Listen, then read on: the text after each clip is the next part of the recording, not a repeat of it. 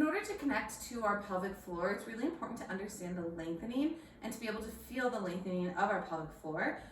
So I'm going to give you guys a couple of stretches that will be really helpful for you in preparing that pelvic floor for lengthening and delivery. So one is the deep squat. So I like to use something like the crib to hold on to for a little bit of support. And then you're just going to come straight down and hang out here. Your feet can be out, your toes can be out, that's totally fine. And you can just breathe and let that pelvic floor relax.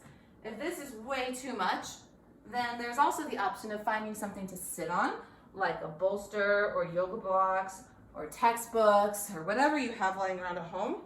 And you sit here and you relax and breathe into that pelvic floor, inhaling and really feeling that pelvic floor lengthening and allowing those muscles to stretch, because as you can see, we're creating opening with these motions. Another great stretch is happy baby.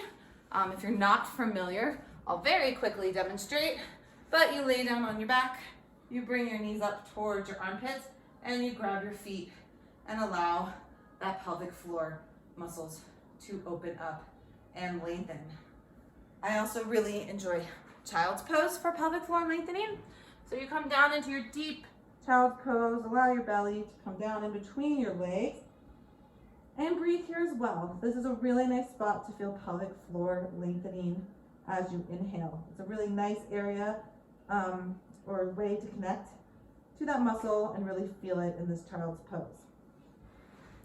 And lastly, another way to help these tissues elongate is to do some myofascial release work.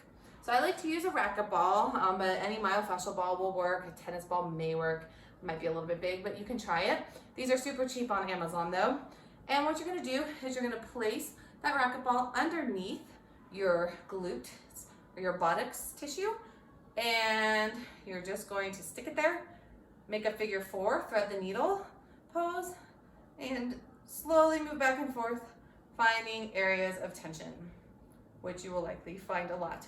Find a tensioned area and stay there for 30 seconds to a minute.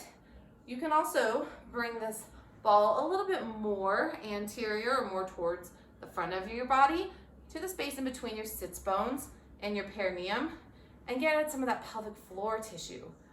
That muscle tissue in there can also have increased tone that can help, keep the pelvis from really being able to open.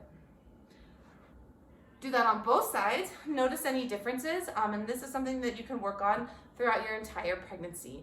So let me know if you have any questions about any of these, but they're really great tools to help you lengthen the pelvic floor.